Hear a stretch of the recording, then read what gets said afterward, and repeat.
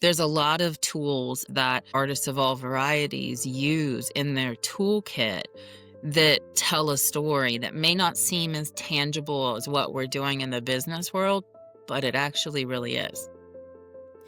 Every leader has a story, but the most powerful ones aren't the polished versions you see in the headlines. Welcome to the Leadership Story, where we talk about real women, real leadership, and real resilience. I'm Lisa Jones. Today's episode is really special to me because I'm sitting down with someone who just isn't a guest. She's a sister friend. Leanna Will and I have known each other for over 15 years.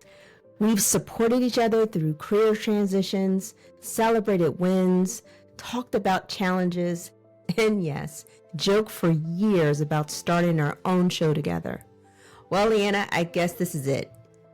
Even though I've known Leanna for 15 years, her story never stops teaching me something new. She's an artist, consultant, leadership facilitator who's mastered something most of us struggle with, bringing together two worlds that seem completely opposite. She bridges creativity and structure in a way that's not just interesting, it's transformative. Watching her show up authentically as both artist and strategist over the years has taught me so much about what it means to lead as your whole self. Let's dive in. Today, we're exploring bridging art and strategy with one of my dearest friends who inspires me, Leanna Will. Leanna is an artist, consultant, and leadership facilitator whose work bridges creativity and structure. Through her consulting practice and her artistic exploration, she helps individuals and organizations translate vision into actionable results, bringing clarity, connection, and beauty to complex systems. Now, on a personal note, Leanna is a travel aficionado. We talk about travel all the time. And if you can see where the child has been, you can be like, girl, take me with you. And she recently has a new lovable dog named Adelaide, Addie for short. She has an outlaw name, which Leanna can definitely share.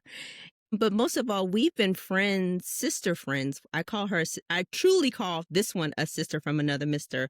I would say for over 10 years. So Like, with I that, think we're at 15 years, Lisa. maybe 15. Yeah. Well, Yeah. first of all, Leanna, welcome to the show.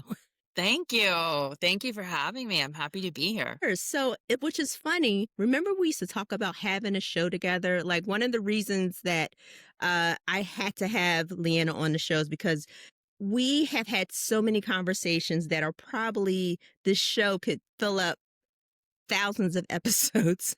Yes. Yeah, definitely. And especially when we talk about our careers, whether we've always talked about our careers, we've inspired each other. She edited my papers for college. I'm like, Leanna, can you please read this for me? Because I need to get an A. My pleasure. I know this is going to be a treat, and if we can keep this to an hour, that'll be great. Knowing us, it'll probably be a 5-part series. But let's start from the beginning. Yes. Okay, absolutely. All right.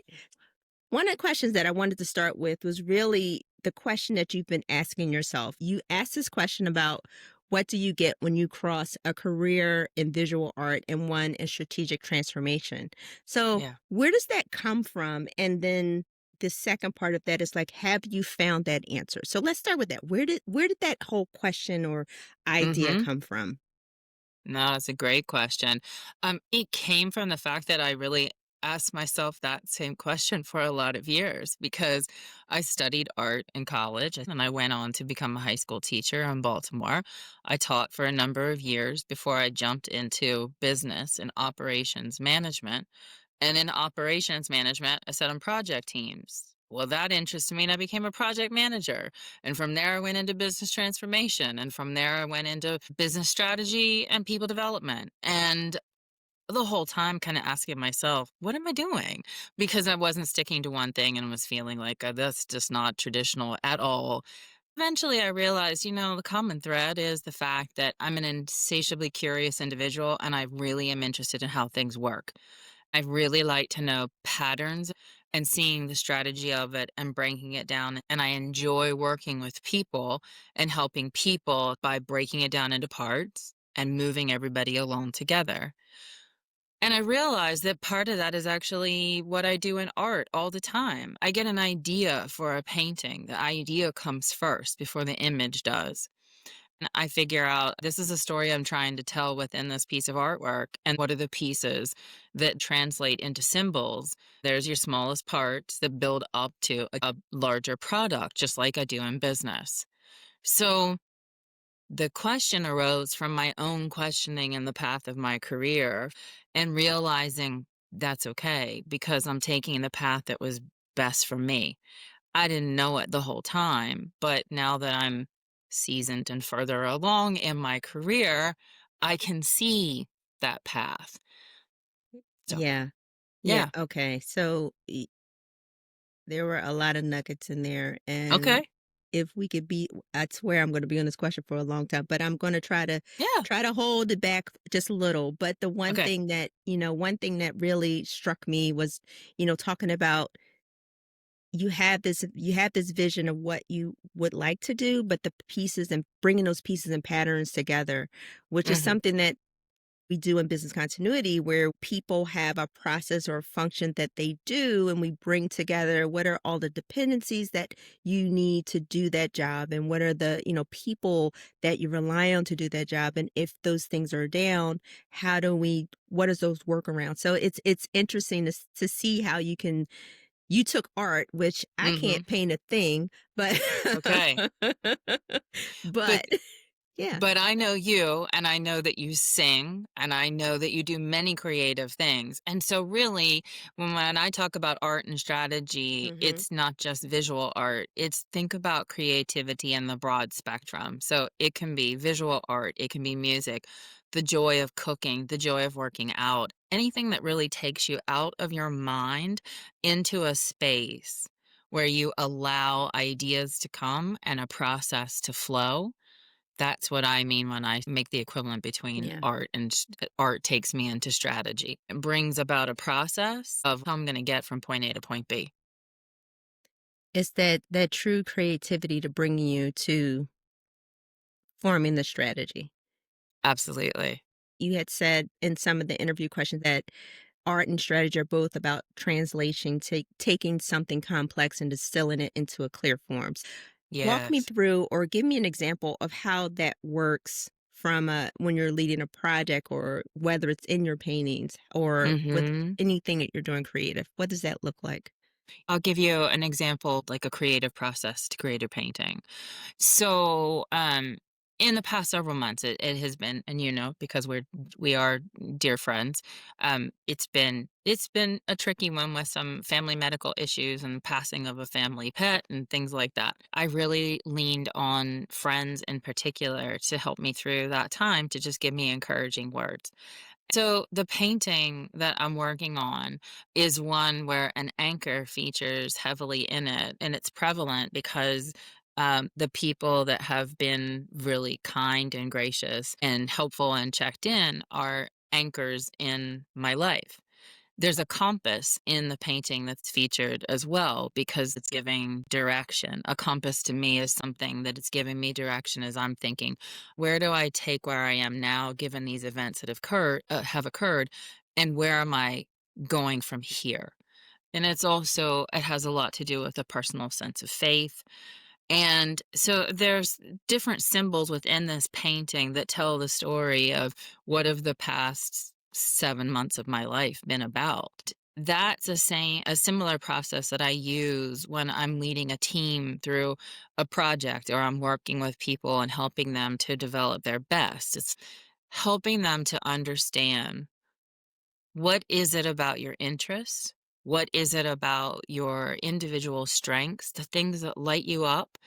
And how do you identify those qualities? Just like I identify the symbols that I want to put together in the painting to tell a story, how do you use those skills to bring that not only to your professional life, but your personal life and allow those skills to teach you about yourself so that you can keep growing? That also translates into projects with teams because the organization has identified we have to implement a tool or implement a program or another line of business. So my job is to determine how do we get there and to develop that map. A way to develop the map is for all of us to look at the larger concept of where we have to go and break that down into the smallest pieces to determine what are the manageable steps of how we can get there. We're balancing each other out in order to move through the process to get to a final product. And so that in and of itself is the same process that I go through when I'm doing this painting, where I'm thinking, this is where life has led me. And want to figure out how do I tell that story just so that I understand it and put those symbols together to share that story. Same process is being used, whether it's me doing a painting, helping an individual with coaching them or doing professional development, or helping a team move through the different phases in a project implementation until you get to a go live. Yeah. There's a real Oh, bridge there that I have just been discovering myself, which goes back to that first question you asked me about what does that mean? And like, how do you get from being a high school art teacher to being somebody who's a strategist in right. transformation and leading teams in business? Yeah. Yeah. And and one thing I love about that is first you're so that overall strategy, like you said, the big picture, but then you're stripping away to something piece by piece, ensuring that the pieces actually fit together to get Yes. to the end result, as well as looking at strengths and weaknesses of people or the process or the resources, and being able to either strengthen those things that are weak, for Mm-hmm. lack of a better word, or highlighting those things that are strong to push the project along. Kinda similar to what you're doing when Mm-hmm. you're painting, like, I might use a vibrant color here to represent something or use a muted color here to represent something, but it all comes together in the end to paint a Yeah. larger picture. Absolutely. And it is that process of distilling something down to what is the essence of what am I trying to say? What's noise? Because I want to filter that out and I want to get what it is that I'm trying to say or the essence of what is the most important thing that this project team has to accomplish. In art, I do that with, like you said, I look at the colors and maybe it's a muted tone, maybe it's very vibrant, maybe the lines are thin. Maybe they're flowing and curling. All of those create a rhythm in it so your eye is moving around the painting. There's a lot of tools that artists of all varieties use in their toolkit that tell a story that may not seem as tangible as what we're doing in the business world, but it actually really is.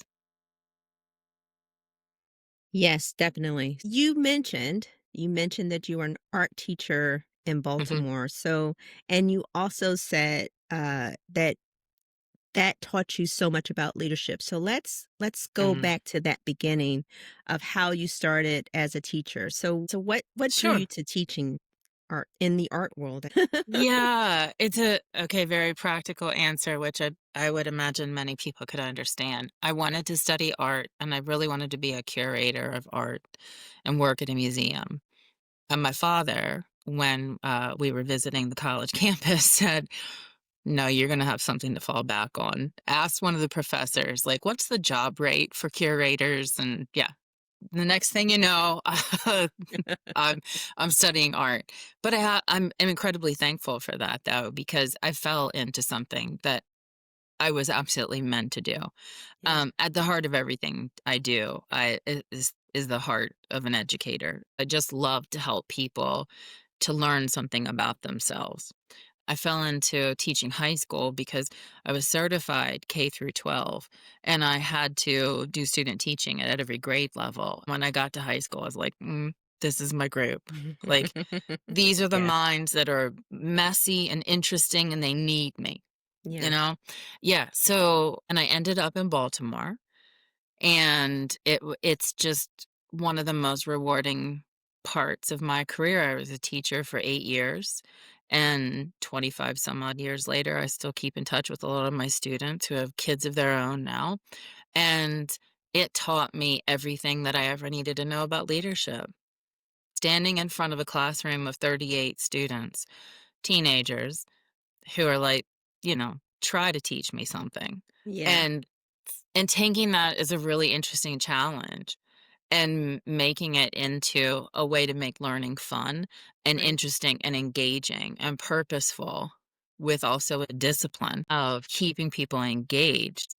I've taken every one of those skills into the business world. And though I have faced a lot of challenges in the business world, I've never faced challenges like I faced in that classroom though either. I believe it. I Yeah. was just gonna say, how does that translate in the boardroom when you're working with organizations, those leadership things that you learned handling high school kids? Oh, that's a great question. One of the ways that it translates is when you teach high school, you have to be truthful, you have to be honest, and you have to be real because you just have to be your authentic self. And I found too that in the boardroom, that is what really taught me to be the same way with executives. As a matter of fact, when you and I worked together, one of the executives that we worked with had said to me, Leanna, a lot of people will tell me some things about something, but they won't actually connect the dots. And so what I need you to do is connect the dots so I have the whole story. It's really the same thing that my students said to me as well when they would just challenge me to just be myself because they expected and needed somebody who would be their cheerleader and their champion and at the same time keep them on the straight and narrow and Right. tell them when they were veering off. And it's essentially the same thing when an executive is saying, "Look, listen, we have multi-million dollars at stake here in these projects, and I need you to tell me how how are we doing and are we on track and is it on time and is it on budget?" That definitely is one of the things that I took away from teaching high school. Managing teams or as opposed to managing a classroom is much the same way. Everybody has their good days and their bad days. So you take what you get with Yeah. what your team is showing up with and understand everybody's giving the best they got that day. And how do you as a facilitator buoy them Right. and keep inspiration going when you're in the middle of a project and you think, "Ugh, I don't want to look at this another day." And you all work Yes. at it and you get there. You move along and you get to the end eventually. Yeah. Yeah. So you're in the classroom and you're connecting with students and you're Mhm. seeing them grow. What made you decide to transition from teaching and go into the business world? Yeah, another great question. I've always been somebody who likes a challenge and I need new challenges. So once I get into something and then I reach a level of mastery that I feel like, okay, I've done that, then I'm ready to move on. And that's what happened too. The school that I taught in, it was incredibly rewarding. It was also incredibly challenging. And after a while, I just felt like I needed a new challenge in order to have a new outlook as well. So I started working in the business of education. What was then Sylvan is now Educate Inc. And Yeah. was an interesting organization to make a transition from the business world into education. I also was doing my own artwork and realized I didn't really know anything about the business world of the art world, which is important to know for anybody in any of the creative fields. So I felt like that was a really great transition to make so that I could pick up the skills in on the job training. Along the way then I picked up other skills like operations and the project management where I realized, you know, the thing that really interests me in art and teaching is what makes people tick, what processes need refining in order to work better? And again, that sort of insatiable curiosity of how does this work? What if you tweak this piece of it? So I just needed something else to feed me in a Yeah. way to nourish me professionally, personally, and spiritually. So I made that jump consciously from moving into education into business. And And it's been, like, it has been one of the most rewarding journeys I've ever taken. Yeah, I think it's interesting that going from that transition from being in working in the school with children, then moving to Sylvan Learning Center. Yeah. And now all of a sudden you pick up the skill of becoming a project manager and learning Mhm. operations. Like what were some of the things that you touched on a little bit, but what are some of those things that help you make the transition? Like, first of all, what made you go to the learning center, and how did you just like fall into that basically? Yeah. So I fell into it because Sylvan was located in Baltimore. They're headquartered there too. And so I was living there and there was a job opening and I became an education director. It was sort of the next logical step from where I was going from education into business. I had a feeling too of like, I didn't get a business degree. So what am I doing and what do I belong here? It was a good step for me to Yeah, take that comfortably, yeah, and get on the job training, but also use what I knew because teachers do so much more than they're given credit for and what they think that they actually do. There's so much right. that's applicable. I had seen an ad for it and inquired in it, and it worked out.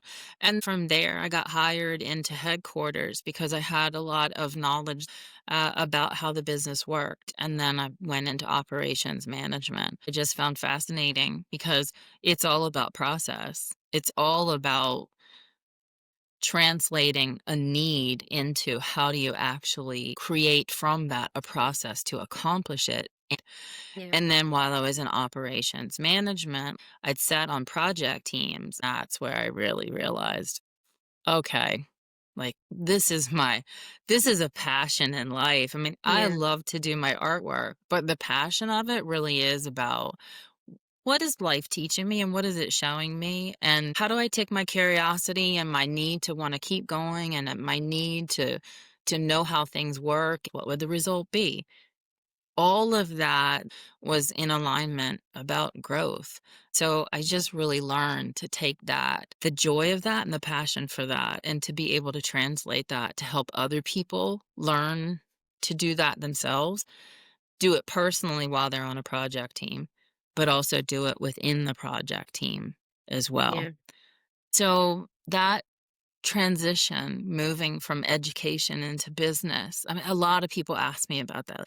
And it could seem like, the Grand Canyon of change between them, but Yeah, there was a bridge there. There yeah. was a bridge in life that was created for me to take those steps. I had identified that I wanted to change.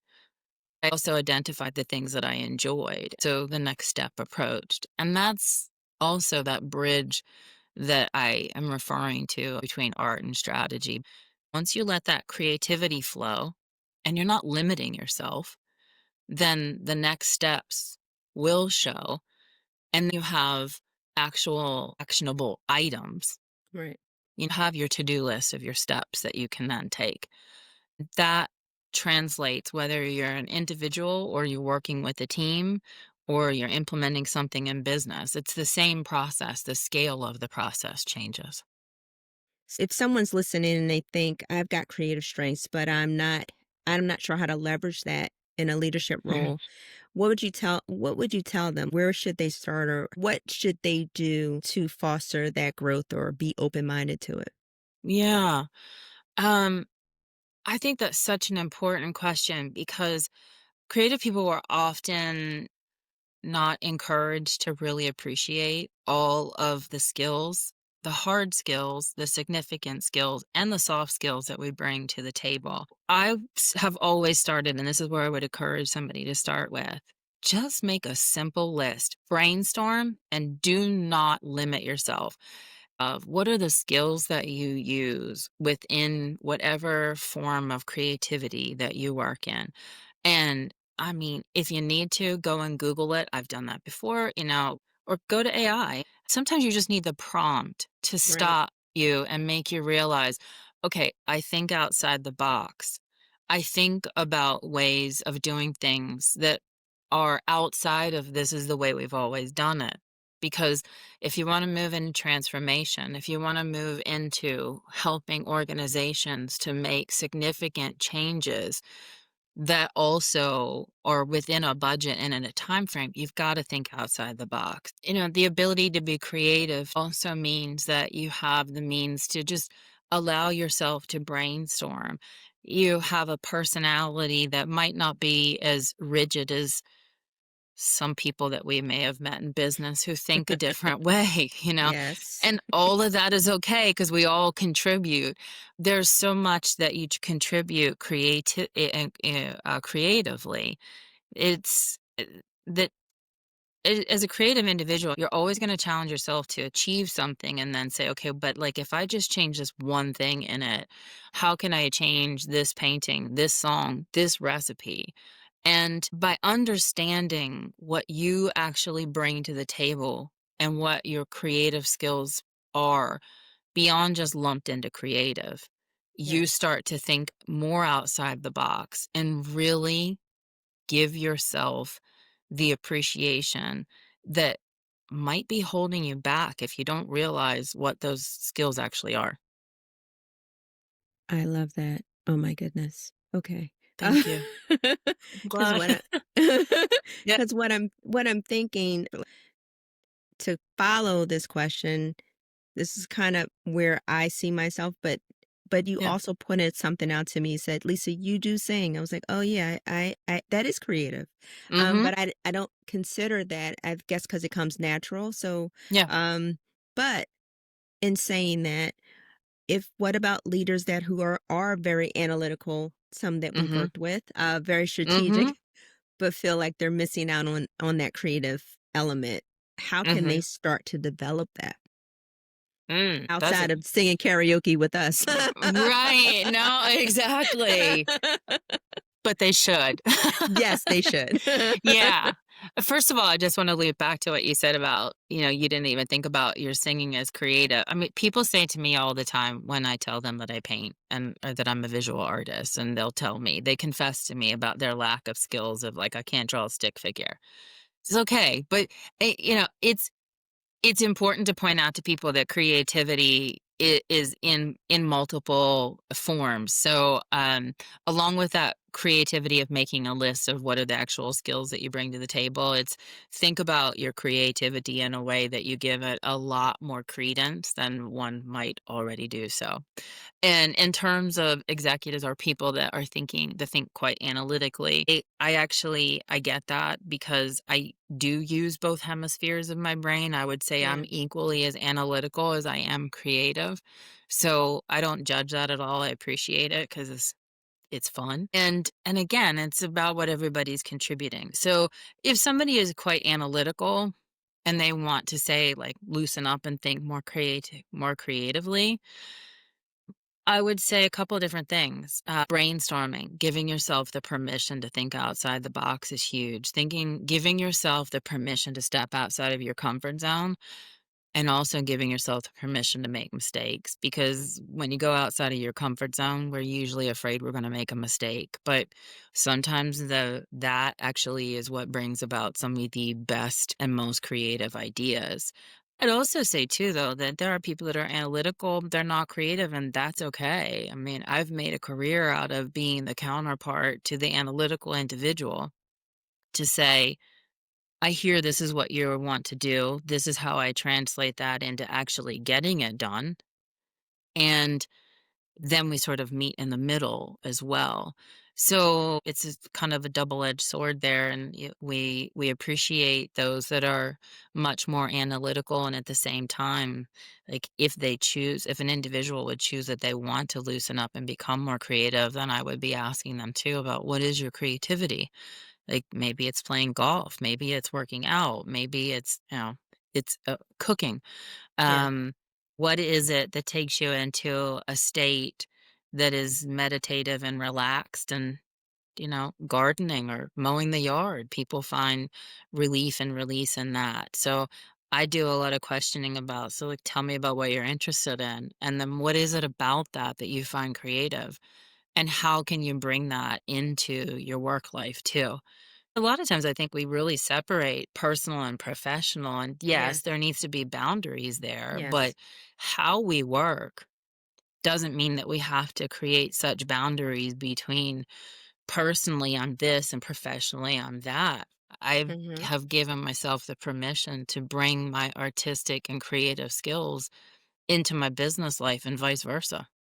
Yeah, I literally was just having a conversation about that with someone, and we try to separate that our personal lives and our professional lives. But when you're spending so much time with people in your professional life, Right. uh, that boundary, I understand, like you said, there are some things you need to protect yourself from. But if I'm going to Mhm. spend time with people as much as I do, I want to be able to share some of that personalness, I guess is the word I'm looking for. Mhm. And also from a perspective of when we think creativity, we Mhm. tend to put these touchy feely definitions on what creativity is, and a person that's Right. analytical can be just as creative in how they come to conclusions. So when you speak to people as they tell you what those things are passionate about, I mean, Mhm. analytics can be very passionate to some people, and it's also Absolutely. their way of being creative. Yeah, analytics tells a story. I mean, they take data and craft that from the data into the story that it's telling. That's immensely creative. Yeah. And asking those questions and taking an interest in our colleagues to learn more about them beyond just, somebody that we work with helps to create great professional relationships that people are seen as whole people, not just somebody who performs a function at work. And what that does, particularly in project management is where I learned this, it leads to credibility, but it also really leads to a sense of loyalty and a sense Mhm. of I really, friendship because Mhm. you want to work with each other and for each other. And so when it gets difficult at times in projects, building those relationships are the things that really do keep you going. That's one of the things that I've learned about leadership. I use that in the classroom all the time as well. I was just myself. Obviously, there were boundaries from being their teacher and having to keep order and what have you. But at the same time, showing who I am and using that in business as well, just to be somebody who could be a facilitator and be trusting and create that level of credibility and loyalty and show that I enjoy what I'm doing. And part of what I'm doing is the joy of working with people too. Yeah, and I think and you can foster that regardless of what the culture is of your organization. I mean, there are organizations that can be more conservative, more button up, but even in those spaces, you can make space to be more personable. And I think sometimes we forget that. I mean, we were fortunate that we worked for an organization that was all about people. Yeah. Yeah. Exactly. My Yeah. my kids used to tease that I worked at the office, so that's all you need to know about our about our organization. Yeah. They'd be like, "Are you sure you're working? Like, I heard you're having a party." That's after Yeah. the work. Yeah, but you have to enjoy what you're doing too. I Yes. mean, one of the most important things in working with project teams is you have to celebrate and not only celebrate when you accomplish something, but celebrate along the way. Yeah. Yeah. Yeah, Well, we did a lot of celebrating. we did. We did a lot of laughing and a Yes. lot of Oh my yeah. goodness. Yeah, we can tell uh, stories. well, that might be another podcast. Yeah, yes, that's on that other show we said we're gonna start. Yeah, exactly. So I want to close up on a question that I've been asking all my guests, and you kind of Mhm. cheated and you gave two answers, but I'll let you slide Oh, just because you're my sister friend. So, what is yeah. the one word that describes your leadership story and why? Even though you have two, so I go do have on. 2, collaboration and authenticity. So authenticity, I think I just alluded to, just being yourself, feeling comfortable in your own skin to share who you are and being authentic with people. And also not feeling the need that you have to have all the answers because I mean nobody does.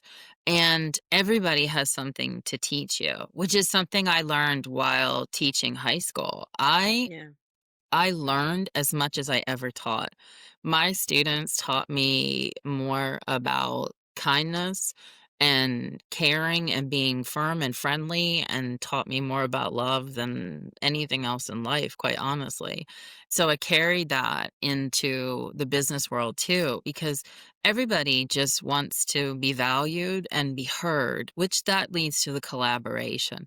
We're a Yeah. team. So if I show Yeah. up authentically and facilitate, and I've got your back, and we all are working together as a team, we'll get there, but we're going to get there together. Yeah. So that's really what built that foundation for me of the, yeah, those are my, I cheated. That's my two words. Yes, you Collaboration did. and authenticity. I'll let you slide just because you're my friend. Thank you, But Sister Friend. I I appreciate do it. anytime, anytime. Yeah. Yeah. So, Miss Leanna, where can Yes, ma'am. people connect with you and see your art and learn more about your work? Oh, you please connect with me at Willpower Designs. I'm on Instagram. I have a page on Etsy as well. Working on a website, and I'm on LinkedIn, Leanna Will. And if you can post all that, I'm more than happy to follow up with people or connect or have people take a look at my artwork too. Well, I will have all that posted. And again, I just want to, first of all, thank you for being on the show. This has been a dream because, again, we talk about these things Oh, all the time anyway. So why yeah. not put it on the show? I mean, come on, I let's agree. let's make it a Yeah. fish show. Thanks for having me, and congratulations. You had asked me about Addie's, full name, where that came Oh, from. yes. Do you want Yes. me in case? Eddie's Okay. real outlaw name. Yeah, P.S. people. so I recently adopted another dog after losing my dog over the summer. She came up from Texas, hence Lone Star, and she's an Australian cattle dog. So Adelaide, Australia, is where her name comes from. So Adelaide Lone Star is the giving the nod to both Australia and Texas, and so I just kind of laughingly call it our outlaw name, Adelaide Lone Star. Adelaide Lone Star, and she is gorgeous. Thank you. Right now, she's chewing up everything, so, let's pray for Yeah, her. she did come in for a visit here just Okay. a moment ago too. She Well, says next hi. time when we do video podcasting, we'll add Adelaide to the mix, Yeah. so Okay. Sounds good. thank thank you, my friend. Oh, thank you so much. Leanna, thank you so much for being here today and for finally making our dreams come true, even as a guest. This conversation about bridging art and strategy, about showing up authentically, even recognizing that everyone has something to teach us, this is exactly what the leadership story is all about. And I have to say, her painting of an anchor and a compass, that image has stayed with me. The anchor representing the people who have rallied around her, and the compass providing direction, what guides you forward. Both are necessary in the journey. I encourage you to check out that piece on her Etsy shop, Willpower Designs. And as you look at it, I want you to reflect on your own journey. What's your anchor? What experiences have grounded you and shaped who you are as a leader? And what's your compass? What's guiding you toward the leadership role you were meant to step into? If Leanna's story resounded with you, let her know what landed for you. You can connect with her on LinkedIn, on Instagram at Willpower Designs, and definitely visit her Etsy shop, Willpower Designs. All the links are in the show notes. Don't forget, subscribe to the Leadership Story wherever you get your podcasts and join our Substack community. If you know another woman who needs to hear that her unique combination of skills and experiences isn't a conflict, it's her competitive advantage, please share this episode with her. This is Lisa Jones helping you discover the leadership story you were meant to tell.